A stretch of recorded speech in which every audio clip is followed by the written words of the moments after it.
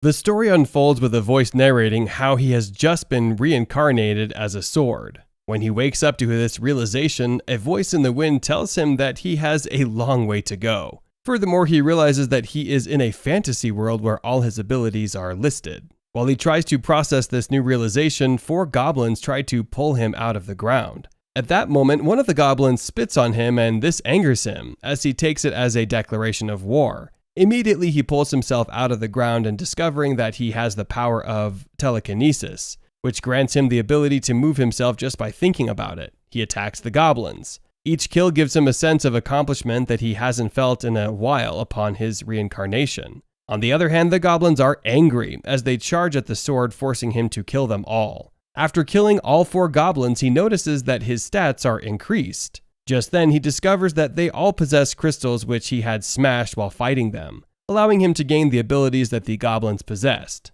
This excites him. Utilizing one of the skills he had gained from the goblins, he digs graves for each of them and returns to the stop he had been fixed before they had angered him. Now there, he laments on how lonely he feels without a wielder. However, he comes to the resolution that he would start collecting skills. He does this because he wishes to become stronger for his future wielder. In a distant land from him, a slave girl named Fran wishes to become stronger as she grows tired of her current life as a trade. While she is lost in thought, one of these slavers throws a rock at her, prompting her to return to work. With gnashed teeth, she wishes more that she had the power to free herself from this pitiful life of slavery. Meanwhile, the sword begins his quest to acquire more skills and become more powerful. As it flies about the land, it sees a monster with tentacles, which at first proves to be much of a challenge. The monster grabs him, draining his energy. Fortunately, he cuts off the tentacles and kills the monster, breaking its crystal and taking its power. Hungry for more power, the sword decides to attack the goblin base. There he sets his sight at the Goblin King, and in one charge successfully cuts off his head. This causes the goblins to panic. However, he sees the goblin mage and attacks it too, eventually wiping out the goblins and stealing their power. This act takes his sword art to level 3. At this point, he realizes just how astonishing a swordsman his wielder will be once they find him, and this makes him excited. Back at the slave camp, one of the slavers is about to hit a woman when Fran jumps in. With this act of insolence, the slaver commands her to bow down, and she does so immediately. This is possible because of the device which the slavers have put on their necks and wrists of the slaves, allowing them to obey commands without thinking. The slavers laugh at her futile attempt to be brave when she is pathetically weak. On the other hand, the sword continues its quest as it seeks out more powerful monsters and slays them. Having fought off a large number of monsters, he finds himself in an open land with no monster in sight. Getting there, he opts to land and puts itself on the ground to scout the area. With no monster in sight, he tries to fly away but is unable to. At this point, he realizes the reason why the monsters avoid the area. Apparently, the forest drains the power of the monsters that hover around it. Still sick, he is optimistic that a beautiful elven warrior would pass by and pick him up. However, it doesn't happen as he expects, as hours, days, and months pass with no one knowing about his existence. At this moment, he becomes desperate to be wielded by anyone who would be so nice to pull him out.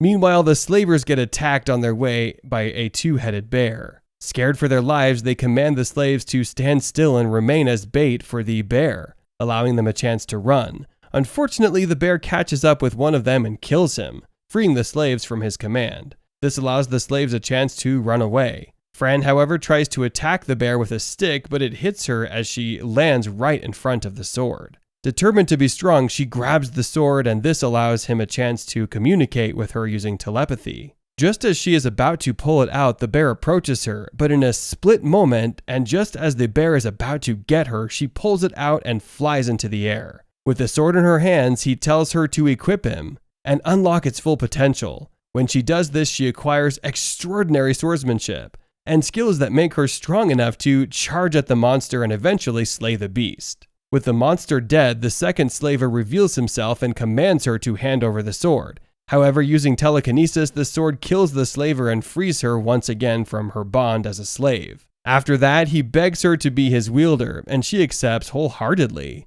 as the two seem to have found what they have always wanted, a wielder for the sword and power for Fran. How extraordinary do you think this partnership between Fran and the sword would be? Fran, a young girl from the Cat clan, meets an S-level adventurer who reincarnated into a sword. and uses the sword to attack some goblins, and also finds out the sword has telepathy, which could make them communicate effectively. She starts calling the sword Teacher since he teaches her all she needs to know. After a battle, she cleans him with respect, and Teacher determines in his heart to do anything to support and help Fran. After this, Fran walks away mindlessly and finds some goblins. The goblins are fighting against an adventurer, Rendell, who is guarding a man on his mission to Alessa. Fran removes the sword and swings it without mercy, thereby killing all of the goblins. The surviving goblin runs away to tell the others of the risk. After the fight, Teacher tells him to conceal the fact that they can communicate with each other. And also, Rendell comes to her to appreciate her for saving him and tells her he is going to Alessa.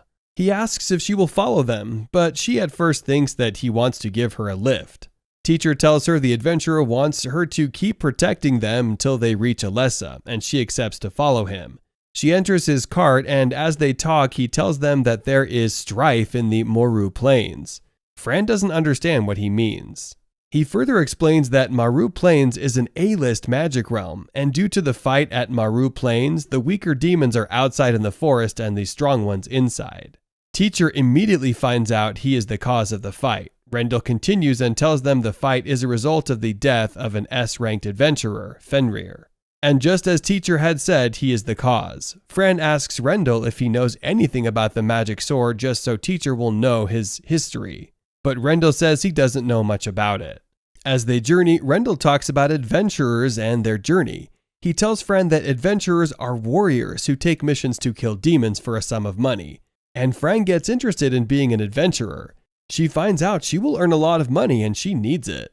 As they arrive at Alessa, Teacher sees several other weapons with great classes like him, and wonders if he is that important. But Fran tells him he is the awesome sword that saved her, so he's important. They walk towards the Adventurer Guild. The receptionist, Nell, a young girl who wears glasses, is angry at all the adventurers at the guild because of how some of them speak to her, but she keeps her cool. Fran arrives to meet her, and when Fran tells her she wants to join the guild, she calmly tells Fran that she is too young for such a mission, as being an adventurer is risky. Fran insists on her choice, so she tells Fran that a test is usually done before an adventurer is admitted, and asks if Fran wants to do the test. She takes Fran to Donodrond, the examiner with so much magical strength that his aura frightens anyone that comes to him. Nell assumes that Donodrond's appearance would make Fran fidget, but Fran remains calm. Teacher reads all of Donodrond's strengths and finds out he is much stronger than them, and he will probably be the strongest person Fran has fought yet. But Fran determines to fight. Donodrond makes his first attack, and shockingly Fran dodges it. She jumps on the mountain as he attempts to hit her again. She dodges all the attacks until she sees her sword, technique, and dragonfly to defeat Donodrond. Nell is shocked at this and she asks who Fran is. Eventually Fran is taken to Klimt, the head of the guild, who asks for the secret of her skill, but she tells him she can't tell him. He admits her and takes her to the crystal. They ask her to choose a class she wishes. But when they check the class she qualifies for, they find out she qualifies for several classes. She chooses the Sword Mage class and collects her Adventurer card. She goes to speak with Nell and purposefully throws out all her demon possession from the demons she has killed. She sells it at the guild and gets 195,000 gold. She walks away to get a place to sleep, but some poor adventurers try to attack her. She ignores them based on the teacher's advice, but they do not stop. They call her a thief and remind her she is from the stupid Black Cat clan. They say she planned with Nell to get her possessions sold at a high rate. When Nell comes to correct that initiative, they attempt to attack Nell. Fran defends Nell but doesn't use her weapon. She fights with her hands and leaves. Nell orders that the adventurer pay damages of 100,000 gold, else they won't leave. As Fran walks away, a dwarf adventurer with appraisal skills figures that her sword is a living intelligent sword. Fran and her teacher are heading to the market to get some items to embark on their journey. They begin to look for a good store to get some armor for Fran to use in her adventures. As they move around the market, Garus walks up to them and tells them to come and purchase armor from his store. Fran's teacher uses an appraisal to get information about Garus. Fran uses her mind to communicate with her teacher for a while, and they both decide to follow him to his store and check out his armor. Garus tells her that he would love to sell her his armor because she is worthy of it. Fran and her teacher walk into the store and they both see a variety of weapons which will be useful in their adventures. Fran tries out the new armor and her teacher encourages her to get it. This makes her very happy. Garu suddenly begins to pay more attention to her sword because he has God's sight, and he can see that her sword is no ordinary sword. Fran's teacher suddenly speaks out, affirming that the blacksmith is correct in his suspicions. Her teacher asks about a sword in his shop and he decides to give it a test to see how strong it can hold. Garus becomes amazed at how powerful her sword is after Fran uses it to cut his blade in half. Garus analyzes her attack and her teacher begins to acknowledge the blacksmith as a nice guy. Garus also goes ahead to tell them about a legendary sword formed by a great and legendary blacksmith, who is capable of making swords that can tear the skies. Fran's teacher begins to wonder if he is made by a legendary blacksmith, but Garus tells him he is not a legendary sword, and Fran's teacher apologizes for suggesting it. He then asks the blacksmith if he can make a scabbard, which Garus in reply promises to make them the best scabbard there is. Fran's teacher suddenly provides him with a lot of equipment and that they could use to make the scabbard, and Garus becomes surprised. Garus notices that the materials are from D and C rank monsters and promises to make stronger armor with the materials. Fran's teacher tells Garus that they do not have much money, and Garus suggests they pay him with materials. Garus sees it as a means to make more money from other adventurers while he makes equipment for Fran. Garus tells them to give him a month and their scabbard will be ready. Fran thanks him and they leave the shop. On their way out, Fran's teacher suggests that Fran get some undergarments. Fran begins to think about it when suddenly she hears a call from a lady. Fran is called to come into the shop to have a look at her beautiful undergarments. The shop attendant shows Fran some beautiful panties that will suit her well while she goes ahead to try out other outfits in the shop. Fran departs from the shop after getting all she needed from the shop. After leaving the shop, Fran's teacher suggests they get some food items and cooking equipment. They head to the saber-tooth shop and they meet a huge man named Rufus. Rufus tells them that it is a general store and he tells them to have a look around and get whatever they want. Fran's teacher uses his power and notices that he is an adventurer, making Fran ask him about his adventures. Rufus admits being an adventurer, but tells her he has retired 3 years ago and tells her to help herself with all they need in the store. Fran and her teacher finish up getting all they need from the store. Fran's teacher then promises her to make a very wonderful meal and tells her to get an inn where they can stay. Fran uses the guild card to get an inn since she is still little and they will not allow a little girl in an inn without an adult. They arrive in the room. Fran becomes very excited on seeing the room as she had not slept in that kind of bed before. Her teacher promises her that he will make sure she continues to sleep in a bed as good as that henceforth. Her teacher then proceeds to make her dinner and prepares fried meat for her using all of the spices and ingredients they bought from the store. Fran tastes the food and thanks her teacher for making her a wonderful dinner. After eating, Fran's teacher begins to inform her of her plans for the next day and all she will be doing to have a great adventure. He also discusses how they plan on using their Evo points in the future. While talking, he notices that Fran has fallen asleep and he uses a blanket to cover her up.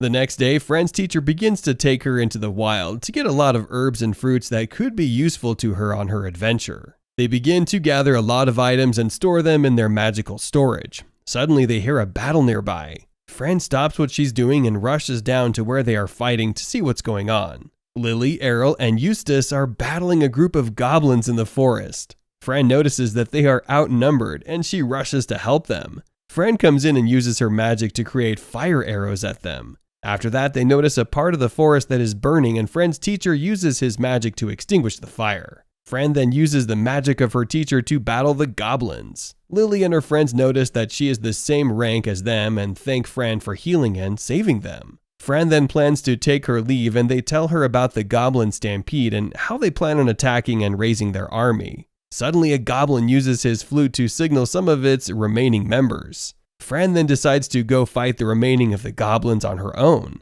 The goblins begin to outnumber her and her teacher begins to suggest she retreats as she is getting tired. Fran ignores and continues to fight off the goblins and tells them to back down.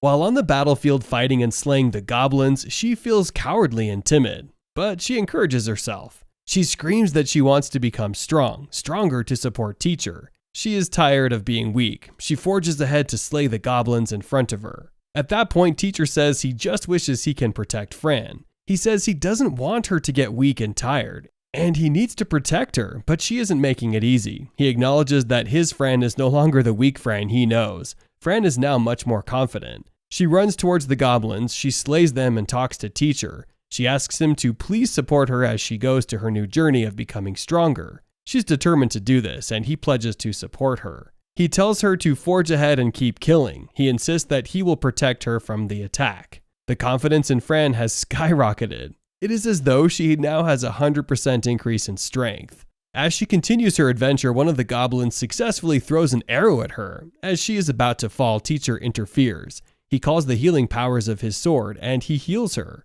He tells her to forge ahead immediately and continue her fight. It is also worth noting that he is so proud of her and he wants her to get stronger. After killing over 100 goblins, she's covered in blood and she's shattered. She's weak and she stands around the sword. Teacher finds out she's now increased to level 12 and Fran has eventually leveled up. While drenched in blood and sweat, Fran returns to the city with her sword. She goes to Garus, the weapon repairer. Garus asks her who she had slayed and where she's coming from, which makes her that weak. And she tells him she's just coming from an adventure. Garus asks her how many goblins she killed, but she lost count. She tells him she doesn't know, and teacher replies that they have killed over 100. Teacher asks Garus if he can help them repair their weapon despite the short notice. He tells Garus that they have another adventure to break the home of goblins, and they need the sword. Garus replies affirmatively. They narrate how their day went to Garus, who listened with all sense of attentiveness, while also working on their weapon. It turns out that before they return home in the evening, someone takes them toward a hideout or home of goblins. As Fran is about to enter, having kept on her fight armor, she tells teacher that she is going to go in, but teacher stops her. He tells her it's late and they are tired. He tells her that she should gather the reward for the day's hunt and they should use it to renew their strength before returning home. As they're about to do that, a team of adventurers walks toward them. One of them asks Fran if she has single-handedly destroyed all the goblins. Then they say if she could kill those goblins, then she could rank in the same category as rank D adventurer. The question made it seem like she didn't want to answer it, so she changes the conversation and talks about the goblin nest. She tells them there's a goblin nest in that place, and she thinks there are several high-leveled goblins there. However, when one of the adventurers looks at the place, he says that there was nothing like a nest there, about a month ago. And that can't be a nest, it's a dungeon. She attempts to ask for their help to defeat the goblins, but they tell her that the guild leader is asking for her,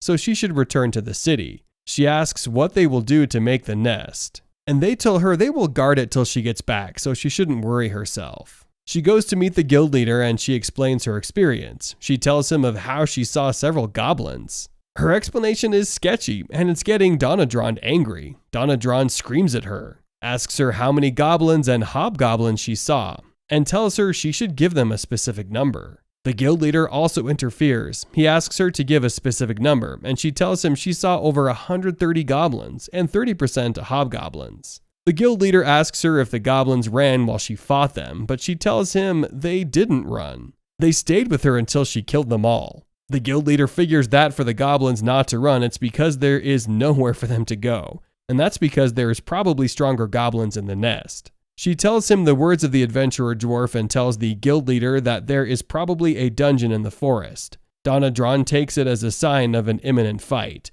The guild leader shares the same fear. He tells Donadron to immediately organize a group of adventurers from the rank F to the top. And these adventurers should take the responsibility of fighting the dungeon. The guild leader tells Fran that for her involvement in bringing such a thing to their notice, he will promote her to rank F so she can go with the team warriors. She protests that she hasn't completed her missions for rank G, but he tells her that for her to single-handedly defeat that many goblins, she deserves the promotion. And they are in the middle of a pandemic, so they do not need the usual rules. They narrate this to Garus. He congratulates her on her promotion and tells her it's well-deserved. He puts a crystal by the weapon they want to repair, and it immediately repairs itself. He gives the weapon back to them, and teacher is shocked as how fast it was repaired. Garus tells teacher that the crystal works as a catalyst, and its mana works by instantly repairing any weapon. He says the crystal diminishes as it's used, and teacher asks for the price. Garus tells him the crystal is an arcane blacksmith skill and it's very potent. Fran isn't interested in that conversation. She asks Garus what a dungeon means. And that's what her mind has been on ever since that conversation with the adventurers. Garus satisfies her quest for knowledge and tells her a dungeon is a punishment from the god of chaos. It's just like the god of chaos is determined to test humanity, so the god of chaos sends a dungeon to Earth. The first step of the process is to first send a dungeon crystal. This crystal will draw all the strongest monsters in the forest to the place, and they will all become leaders. Not only are these monsters strong, but they are also given strength by God. Also, it is rumored that gold and diamond are always in the dungeon. He tells them the gold and valuable things in the dungeon serve as the god of chaos's gift to any courageous person who gets to defeat the monsters in the dungeon. As Garus finishes his story, naive Fran asks him if the god of chaos is good or evil. Garus tells some people see the god of chaos as good. As she comes outside, Garus cheers them up for the mission ahead of them. He tells Teacher that he will make a scabbard for him ahead of the mission. As they leave, he tells them to make a landmark during their subjugation. As they go home, Teacher takes his time to check out Fran's new achievement. She's now a level 12 skilled mage. She has the sword spirit, and she has also gotten a new title of Goblin Killer, a title which is usually given to any adventurer who kills 100 goblins. However, irrespective of her achievement, she's also tired. Teacher says that his healing magic can't heal mental and emotional exhaustion and asks her to rest. But she tells him she needs to take her bath. He tells her to go, but she asks that he follow her. He refuses the offer and tells her he doesn't want to take his bath, but she insists. She says they had both gone through a stressful day and they both deserve a bath. She drags him to the bathhouse. At the bathhouse, Teacher wonders if Kat also likes to bathe. He asks her if she likes to take her baths, and she replies affirmatively. As she bathes him, Nell arrives. Nell tells her she has disobeyed the law by bringing her weapon to the bathhouse, and tells her her weapon isn't allowed. They apologize to her and they go to eat. At the table, Fran tells Nell that she had a stressful day with her sword, which is why she decided to take a bath for her sword and apologized again. Nell tells her she heard Fran is also going for the goblin subjugation. She encourages Fran and tells her she knows she will do well. However, she begs Fran not to overexhaust herself. She says if the stupid deputy captain had assigned knights for the guild leader, then the burden of killing goblins in the dungeon won't be on the adventurers. She explains that the deputy leader has the responsibility of picking a team for such a purpose. She also says if Amanda is around, then the mission will be a walk in the park. Trusts Fran to ask her who Amanda is. She explains that Amanda Hariti is a rank A adventurer, an ice among them all. But she has been given the mission of going to Maru Plains to investigate the calamity Teacher had caused. Fran throws her question to Nell. She asks her if the god of chaos is good, so Nell tells her the creation story. According to Nell, 12 gods visit Earth to create the Earth. They all add their quota to it, and the god of chaos also does hers by creating several issues on Earth so humans can keep competing and revolving. Fran asks if there is a god of war, and Nell tells her there is a god of war. However, the god of war is greedy, and he has an obsession with power, so much that he becomes evil and fights his colleagues. They defeat him and scatter his remains all over the Earth. However, the Earth couldn't take it, so he remains turned to the monsters on Earth. Fran is already feeling sleepy, so she goes home to sleep. The next day, which is the battle day, Fran and Teacher visit Garus. He shows them a very pretty scabbard which he made for Teacher.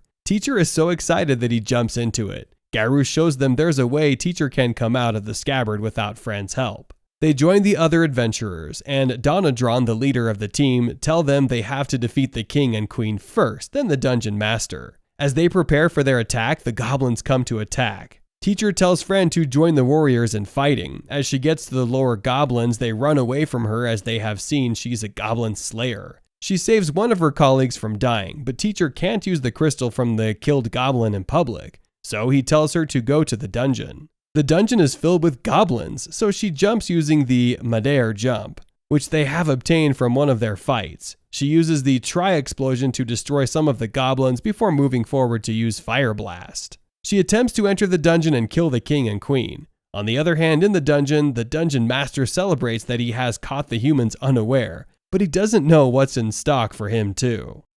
As the goblins run towards them, Fran goes against the adventure leader Donadron's instruction. and she forges towards the dungeon under the teacher's command and by using one of the skills they have gained in battles. She jumps to the dungeon front, and several goblins forge ahead to defeat her.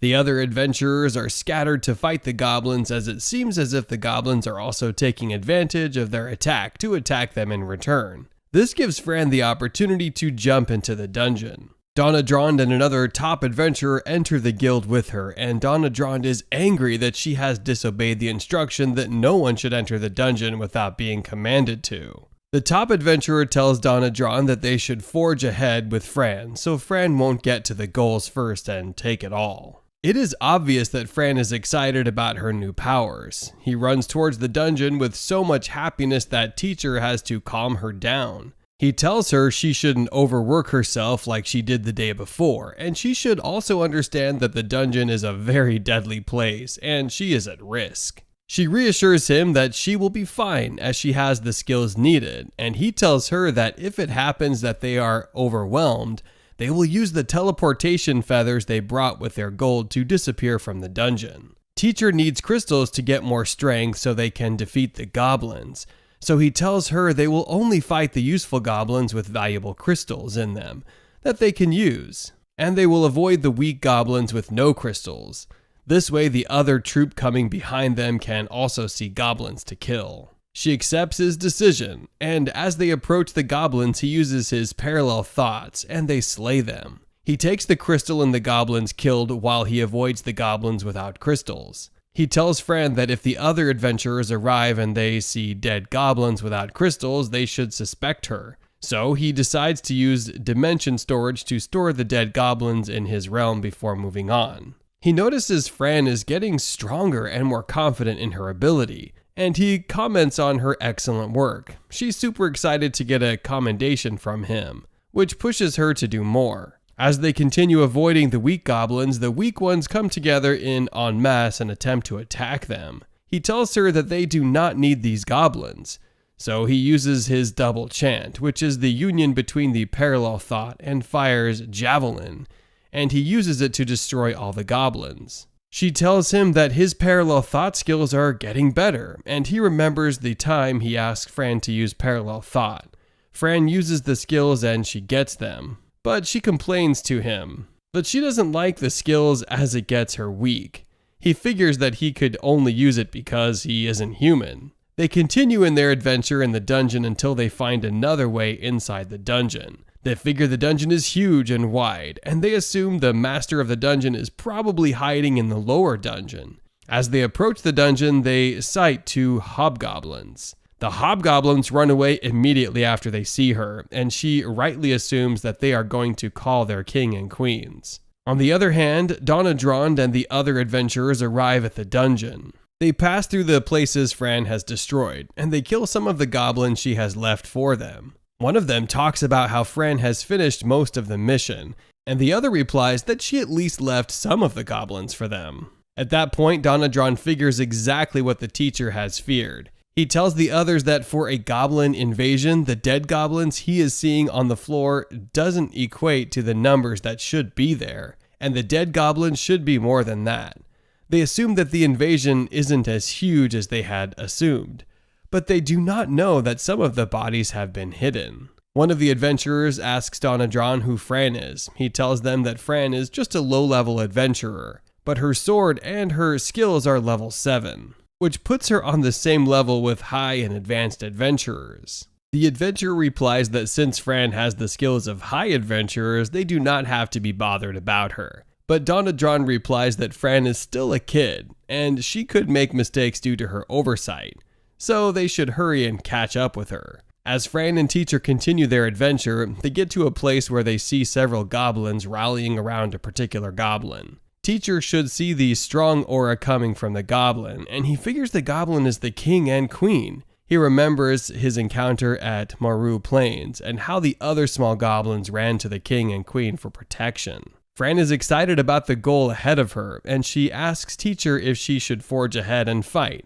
but he tells her they have to be careful. He says she's going to fight the king and queen and not the other goblins, so she can't go there without a plan. He creates a plan immediately, and he tells her that he will distract the goblins with magic while she will attack during the distraction. The plan goes well with Fran, and Teacher uses his parallel thoughts and double chant again. He calls for Fire Blast and Fire Javelin and throws the fire at the goblins. As the fire dies down, he asks Fran to use her skills to defeat the other goblins. But as she flies there, she is faced with an unexpected surprise. She finds out all the goblins are dead, including the king and queen that she has been excited to kill. She starts crying and gets angry at Teacher. She calls him a thief and says he has stolen her goblins. He persuades her and tells her he didn't know the goblins will be that weak, and he apologizes to her. She decides to forge ahead, hoping that she will find more goblins to kill.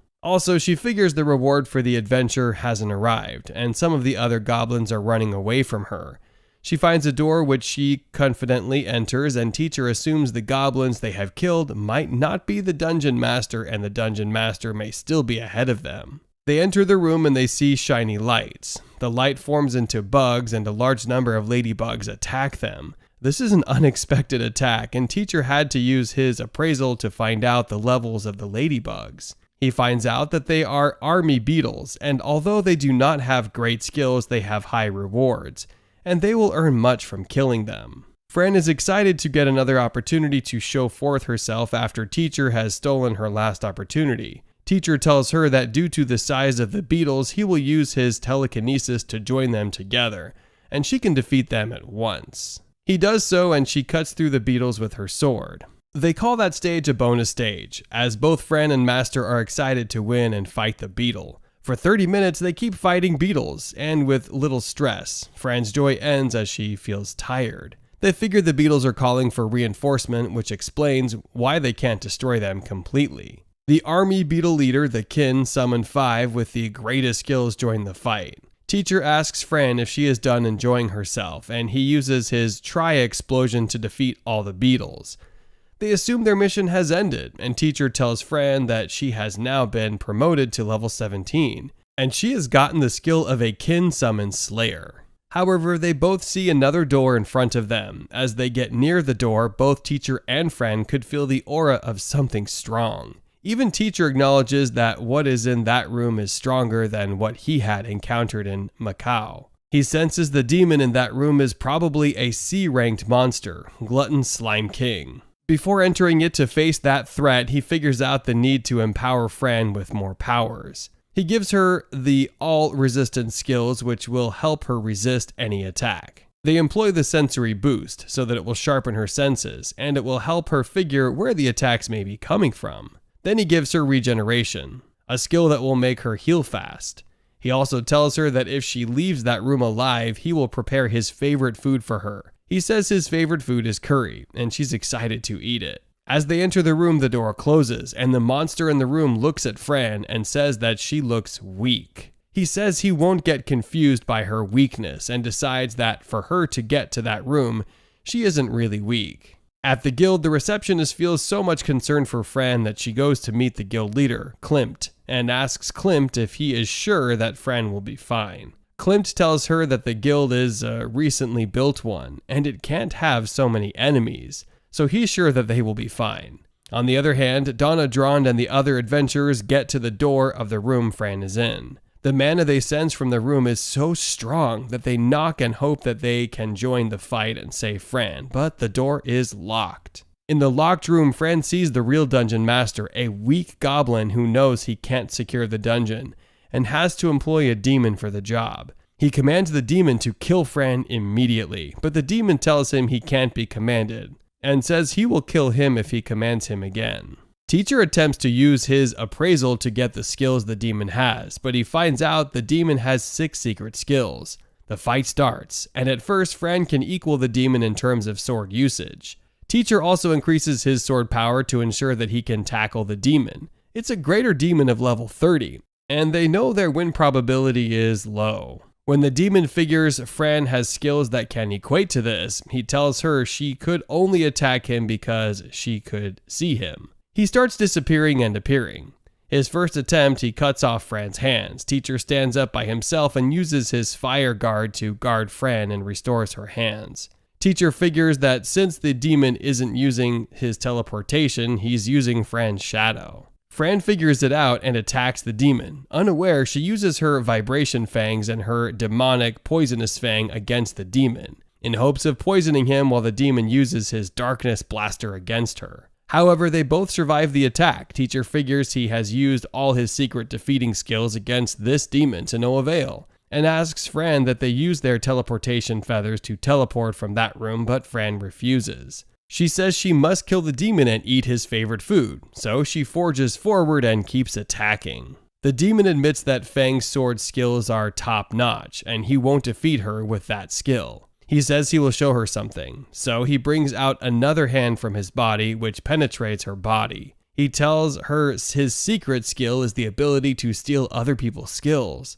So he has taken over her sword skills, so there's no way she can use the sword to defeat him again. He tells her to prepare to die, and she also gives up in her heart.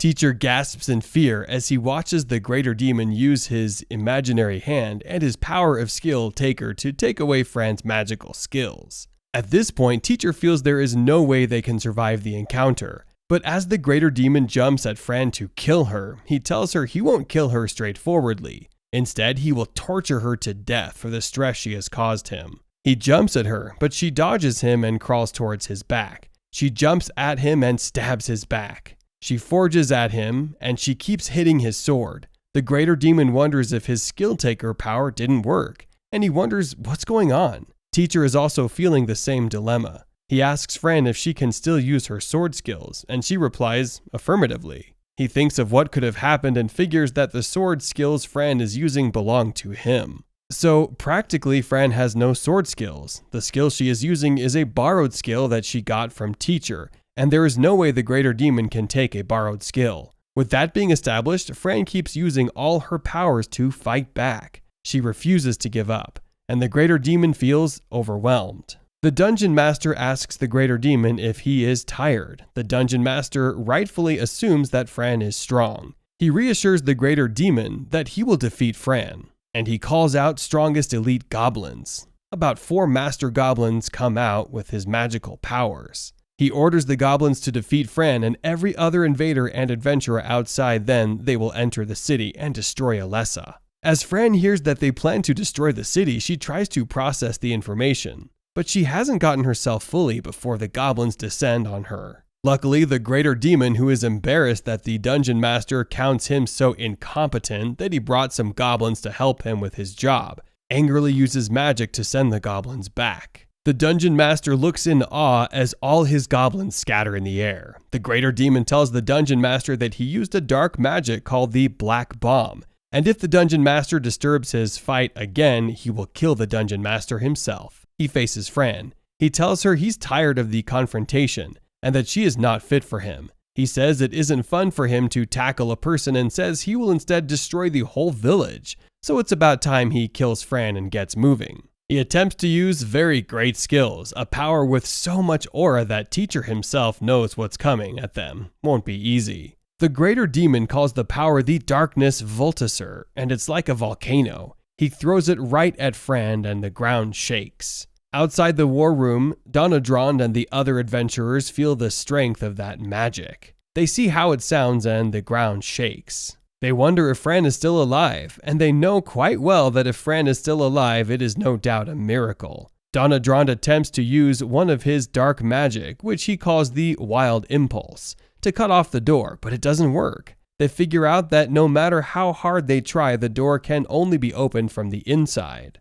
Inside the room, the greater demon tells Fran that she was lucky to dodge that attack, and she won't get so lucky the next time. At this point, Teacher tells Fran that there is no way she can survive, and she can't defeat the greater demon alone. So he brings out their magic feather for teleportation and tells them to use it. But Fran takes the feather. She agrees that, considering her present strength, it's suicide to keep fighting the greater demon. But she has heard the dungeon master say that if they kill her, they are going to Alessa. She tells them that if they go to Alessa, they will kill everyone in the guild, including Nell. And she doesn't want that, so the Teacher should lend her his powers. Before she finishes her words, the greater demon calls out another of his magic, which he calls the Darkness Spear. He throws the spears at her, and she swings away from them. At this point, Teacher admits that although Fran wants to evolve to be a stronger warrior, beneath that wish is also the wish to protect others. Fran doesn't want anyone to die, and if she leaves the battle, life will be lost. So Teacher tells Fran that he will protect them and ensure that they won't die. So she should keep fighting. The greater demon doesn't reduce his powers. He uses the darkness blaster to throw down all the rocks in the room, and Fran spends all her energy blocking them. Teacher looks at the greater demon's stat again, and he knows that he promised her that they would win. However, he also knows that there is no way in hell they can defeat what's in front of them. He looks at the stat, and he sees that the greater demon has a high mana, so he can use several magic repeatedly without getting weak. He figures they can't defeat the greater demon with the sword, and tries to see if the greater demon has any weakness that could kill him. The greater demon uses Black Bomb, and he starts attacking indiscriminately, but Teacher figures he is avoiding the Dungeon Master. They know that during the battle, the greater demon and the Dungeon Master do not really like each other, so Teacher wonders why the greater demon is protecting the Dungeon Master. Having come to a realization that there is something about the Dungeon Master that is making the greater demon protect him, he tells Fran to attack the Dungeon Master. As Fran throws her fire arrow at the Dungeon Master, the greater demon goes to protect the Dungeon Master. They remember the words of Donadrond, which he said before they entered the dungeon. Donadrond had told them that if the Dungeon Master is killed, the dungeon will close by itself, and every goblin or demon inside of it will die. Since it was the Dungeon Master who summoned the greater demon, then the greater demon will die when the Dungeon Master dies. They decide to use their magic to attack the Dungeon Master. As they attack with their fire arrow and 4 javelin, the greater demon uses all his powers to protect the Dungeon Master. Teacher realizes that when the greater demon is using his protection, he couldn't attack them. He formulates a way that they could win the battle. He knows that if they keep looking for the Dungeon Master, the greater demon will keep protecting him, so they have to go for the greater demon. He figures that the greater demon has exhausted some of his energy, so he asks Fran to stop the attack. The Dungeon Master uses his magic perception to recharge his mana. During this period, Teacher tells Fran that they will set the greater demon up. He tells her to use the wind to throw the sword at the greater demon and distract him while she attacks. As she throws the sword, the greater demon wonders why she is throwing her sword away. He sees Teacher flying towards him. He figures out what Fran is trying to do and says he will build his defense in such a way that Fran won't be able to attack him. He builds his defense, but Teacher dodges through it. Teacher is planning to attack the crystal in the greater demon's heart, and he focuses on what he wants. However, he is about to hit the chest. The greater demon holds the sword. He knows the greater demon has great mana, but he also activates his mana to break through the greater demon's hands. The greater demon is shocked. He wonders what type of sword it is and his shock grows bigger. And he hears Teacher speak. Teacher calls him a foolish demon and tells him he will revenge for every piece of pain Fran has felt. The greater demon sees as Teacher activates his ultimate mood and skill he calls the telepult.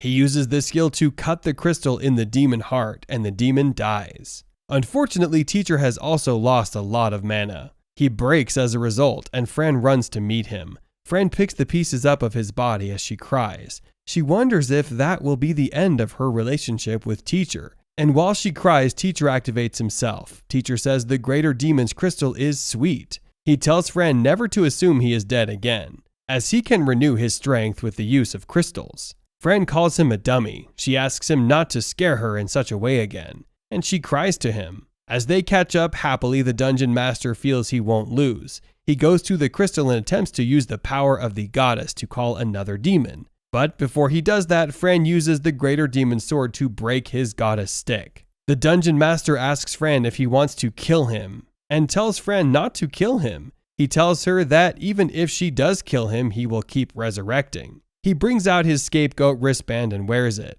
He tells her that as long as he has the band, he can't die. Fran then cuts off his hands. She tells him the problem has been solved. She gives a hand to Teacher, who keeps it. She attempts to kill the Dungeon Master, but Teacher stops her. They see the dungeon core changing color and acknowledges the Dungeon Master is dead. The dungeon crumbles and everywhere returns to normal. Fran comes out to meet Donadron. Before coming out, they hide the greater demon's sword. As the other adventurers see her, they ask her if she indeed killed a level B monster. While everyone approaches her with several questions, Donadron pats her head. He encourages her to kill such a great monster, but he uses his intimidation skills to warn her not to do so again. He reminds her of the instruction that they should not do anything alone and tells her the 10 rules of being an adventurer. While she suffers the punishment for her acts, Teacher is interested in their levels and powers. Teacher finds out she is now at level 25, contrary to the level she was when she entered the dungeon. And he has also leveled up to level 8. He asks her what she wants so he can buy it for her and which skills she wants to level up. He speaks to her twice, but she doesn't reply. So when she later replies, she tells him that while she is serving punishment, he is thinking about levels. He changes his word and says he is asking her about the curry he promised her. They buy several master skills, including the skill taker skills, which she saw the greater demon using. They return to the guild where she meets the guild leader. He first gets angry at her for going into such a dungeon without taking others along, and tells her that if she couldn't kill the demon, she would have kept the whole city at risk. But since she killed it, he will excuse her. He appreciates her for bringing the body of the greater demon back to the guild, but tells her that demons of such level have a crystal on their heart. He says that crystals are so powerful that they can cause countries war, and they will need to collect the crystal. If not, the elders will revolt. She tells him the crystal broke during the fight. He believes and tells her since the elders aren't asking, he will trust her words and believe she means no harm. As he says this, a fearful individual breaks into the office. The person tells Fran that she is lying and she can't lie to him. Following the great adventure at the dungeon, it is no hearsay to admit that Fran and Teacher have leveled up to one of the greatest levels as an adventurer, and they are, at this point, one of the very best, if not the best. Also, since they killed a level B greater demon, they have gained a new class, and they have earned new skills. They are presently at their report to the guild master, Klimt, and Klimt is asking for the greater demon's crystal, which should be on every demon. But the one for the greater demon has been used by Teacher to regenerate when he killed the greater demon, so they do not have it. Fran tells Klimt that the crystal was misplaced during the fight, and she doesn't know how the crystal disappeared. Following her great works at the dungeon, Klimt has no option but to believe her. But a weird-looking man who they do not know enters the office and says that Fran is lying. Both Fran and Teacher look at the man in shock, and Teacher acknowledges that he didn't feel the presence of that man when he entered, and he can't figure out why he couldn't feel his presence.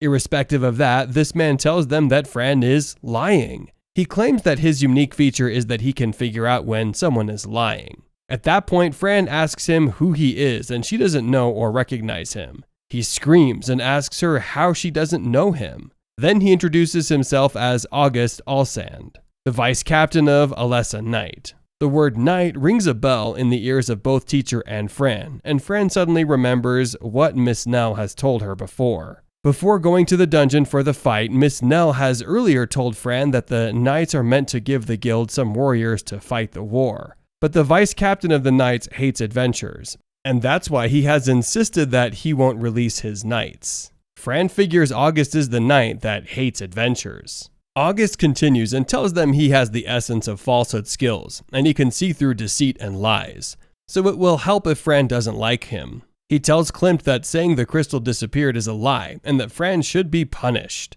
Fran insists that she isn't lying, but August gets angry. He says she has no right to lie in the presence of a noble, and this makes Teacher more inquisitive. He decides to check August's appraisal. He finds out August is a level 30 knight. But when he checks his qualities, August's skills and qualities are too low for a level 30 knight. He has level 1 sword skills, and he also has a presence concealing ring. Teacher realizes that the presence concealing ring is the reason he didn't notice when August entered the room. Upon checking on August, he finds out August indeed has essence of falsehood skills, and he asks his appraisal skills for the meaning of the essence of falsehood skills. He finds out the skill means the owner can tell when a person is lying, and he also has the power to make his words sound true and convincing. Teacher finds out August has been using his skills to convict people wrongly, and on one account he accuses a girl of stealing some property even when she actually found it. He knows the truth, but he accused the girl purposefully. August goes to Klimt. He tells Klimt he is sure that the crystal isn't lost.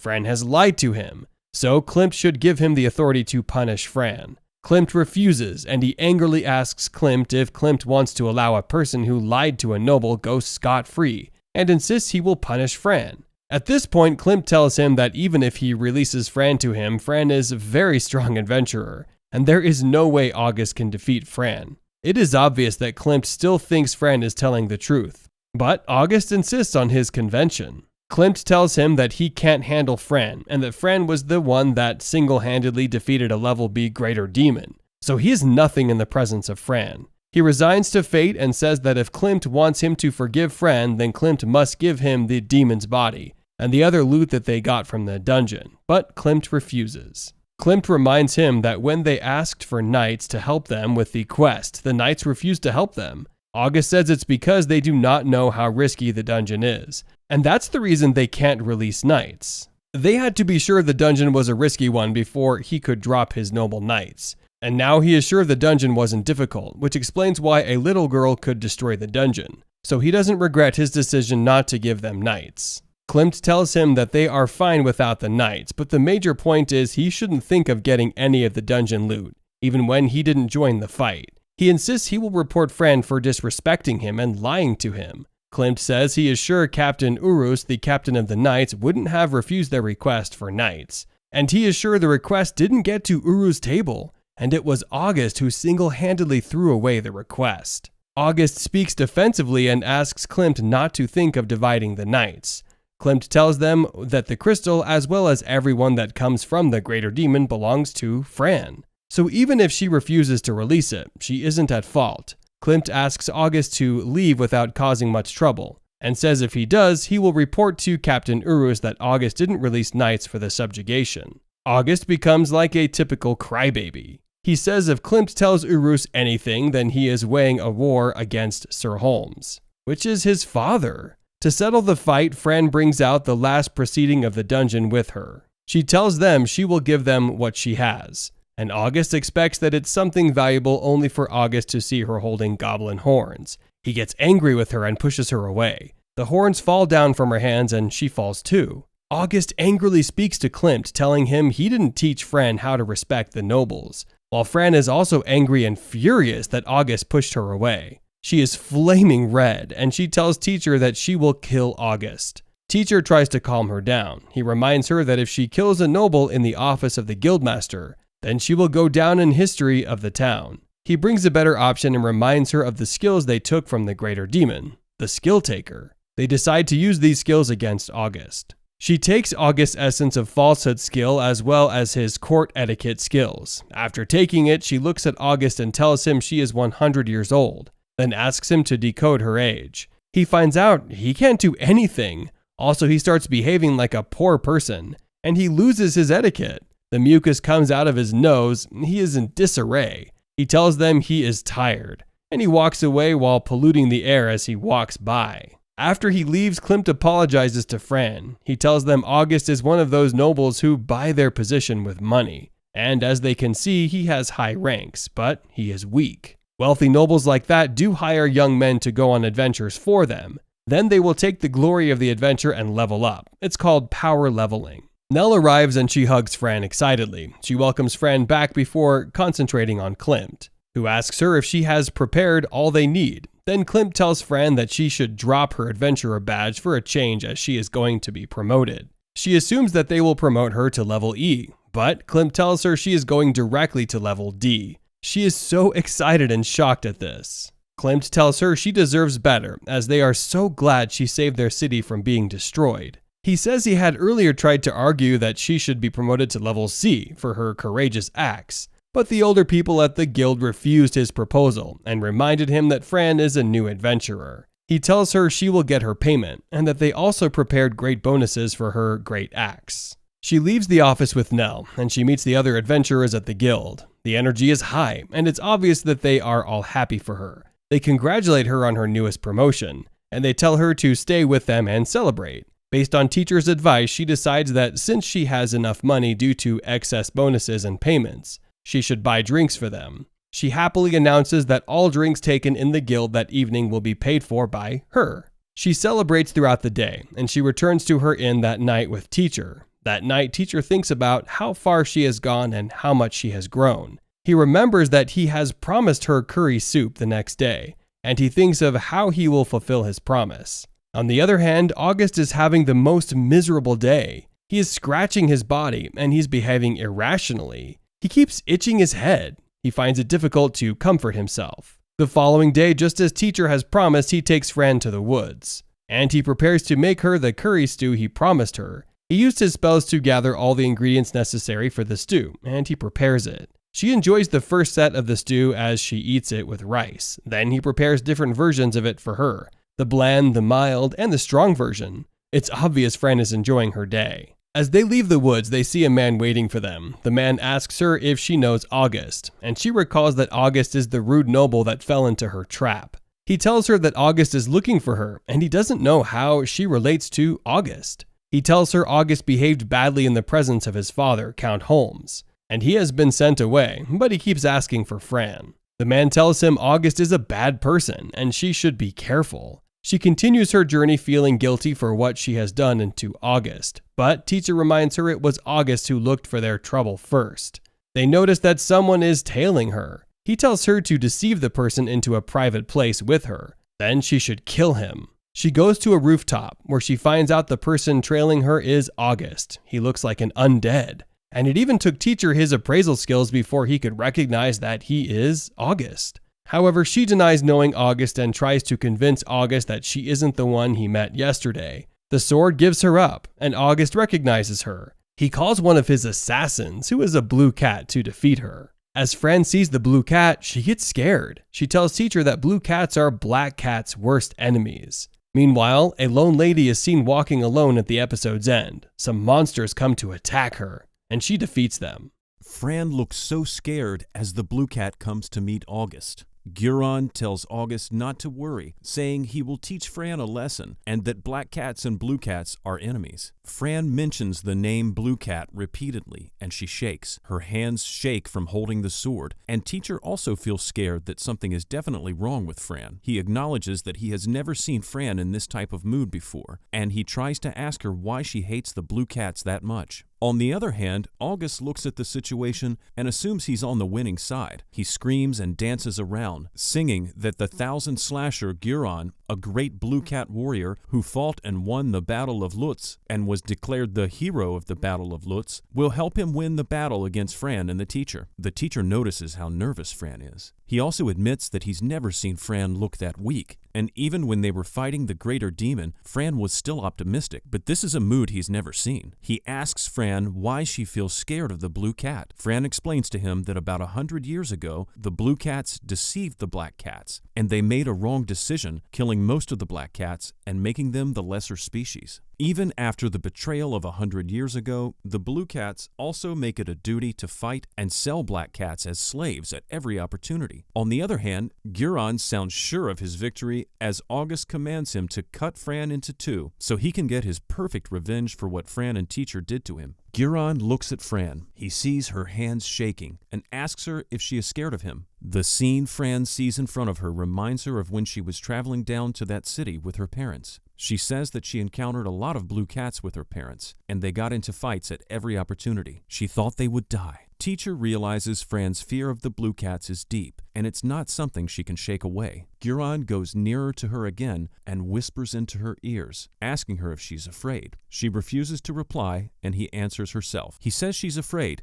and he isn't shocked, as she has every reason to be afraid. He goes behind her, and he attempts to attack her from behind. Fran is distracted and lost in her thoughts, and teacher calls her attention to the attack. She uses her sword to block Guiron's sword. Teacher uses his appraisal skills to check Guiron's sword, and he finds out a shocking thing. He realized Guiron's sword is an elusive pyroxene magic sword, a sword greater and stronger than the lesser demon's own. Fran holds on to the sword, using all her strength to stop the attack, but she's weak. Not only is she weak physically, but she's also mentally weak and not ready for that scene. Guiron pushes her away, and she falls onto the floor. While on the floor, he warns her against holding his swords again. He tells her the last person that held his sword like that was a woman, and he intentionally cut off her daughter's lip, limb, arms, and legs, but the girl should wait for him to finish his actions before she died. He gives another instance of a lady in which he tore her body and then hung her from a tree. On the tree he removed her skin and she cried out in pain. While she is still breathing, he takes her off the tree and throws her remains into the wilderness for the animals. He asks her if she has ever seen animals eating a person's body when she is still alive. He says the sound is the best he's ever heard, giving him great pleasure. He mentions another example of a woman where he had removed her eyeballs before killing her. He raises Fran and he steps on her head with his shoes. He tells her he can't wait to tear her off and asks if she will also make painful sounds that will make him feel happy. Fran is dejected and scared. Teacher speaks to her and encourages her. He tells her Guron is an evil person, while she is a person growing to be more courageous, and they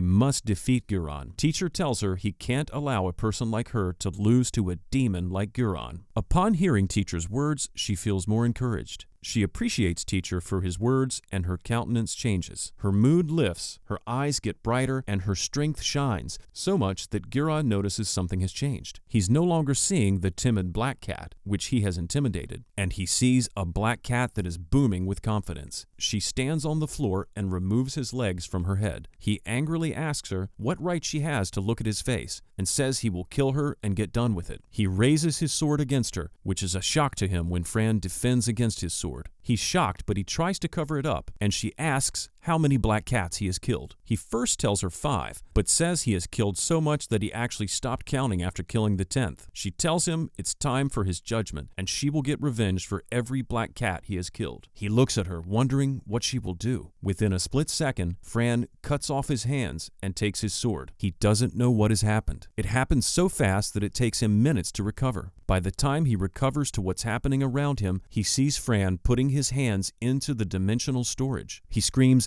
"My sword!" before remembering, "My hand!" She tells him that a living person can't enter into the dimensional storage, but she can store his thumb there. When he gets to his reality, she tells him she will avenge everyone he has killed. She bends and cuts off his legs. As he is on the ground, she cuts off his arm. He is so shocked and asks how come Fran is stronger than him and how it is possible that a black cat will defeat him. Little does he know that he's almost dead. Fran attempts to kill him, but Teacher stops her. He tells her that if she must kill him, then she should allow him to take the burden. However, she refuses his offer. She tells him that she wants to be a source of inspiration to every surviving black cat around. She wants them to see her and wish to survive, so she wants to evolve. And if she leaves a man like Guron alive, then it will mean that more black cats will die. He realizes that the pain she's feeling at that moment isn't something he can carry for her. He requests that she uses him when killing Guron. She removes Guron's skull and she puts his remains into dimensional storage. August is shocked. He explains that Fran killed and hid the body. Fran asks Teacher if she should kill August too, but a water spirit comes beside her. Klimt, the guild leader, has sent the water spirit. The spirit tells her not to kill August. She goes to the guild leader's office with Teacher and the water spirit, and while at the office, they find out Klimt is a spirit maniac, as he has several spirits under his control, including the water spirit he sent to them. He tells them that members from the guild would have taken August to his father, Lord Holmes. He reports that Holmes has brought the request that his son should be found and brought back. He says August was placed under house arrest for disrespecting royalty, but he stole money and ran away. Teacher found that August's intention when he came to attack Fran was to kill Fran and get his revenge. Then he would run away. Klimt says that now that August has been found, he will either be kept away forever or banished, but anything that happens to him is none of their concern. Fran asks Klimt if the search for August was an official mission. He replies affirmatively and tells her she has fulfilled the mission and she will be given the price for it, as well as a bonus. However, the mission is a secret and he wants them to keep the matter secret. Both Fran and Teacher are happy about this. Klimt tells them to meet Nell for their pay. On their way out, Fran meets a lady who calls her child, and Teacher wonders if the lady is Fran's mother, as Fran already said her mother is dead. Fran looks at her for a while and tells her she isn't her child. The lady insists that she is Fran's mother and asks Fran to call her mother until Klimt interferes. Klimt calls the lady and introduces her as Amanda. He tells them she is an A-ranked adventurer, and when Teacher checks her skills, he sees that she is 58 years old and is given the name Custodian of Young Kids. She has been sent to investigate the Maru Plains, which explains why she hasn't been around. She calls Fran's name, and Fran is shocked that he knows her. She tells Fran that everyone in the guild is talking about her. Fran leaves Klimt with Amanda and returns to the city. She goes to buy something but sees Amanda. She goes for sweets and sees Amanda. She walks by the way and sees Amanda. She concludes that Amanda is stalking her. She goes to ask a man at the guild if there is another dungeon, and the man tells her the only dungeon near to them is at Ulmut. She concludes that she doesn't know Amanda's intention, so she asks Nell about Amanda. Nell tells her that although Amanda is weird, she has excellent intentions, which is why she is given the title of Mother of Children by the gods, so she can be comfortable with Amanda, as Amanda doesn't mean any harm. Amanda comes at about the same time. She tells Fran that Fran can call her mum, but Fran refuses to call her mum. As they have their argument, Klimt calls for Fran. When Fran gets to his office, he shows her several crystals. He tells her he got them during his time as an adventurer, and he will give her 3 of them in place of a favor. He asks that she takes a mission to go to a spider nest by a dungeon and investigate it. Fran negotiates with 5 crystals, but asks Klimt why he wants her to take the mission. He tells her that some people have been against her recent promotion, and they've spread rumors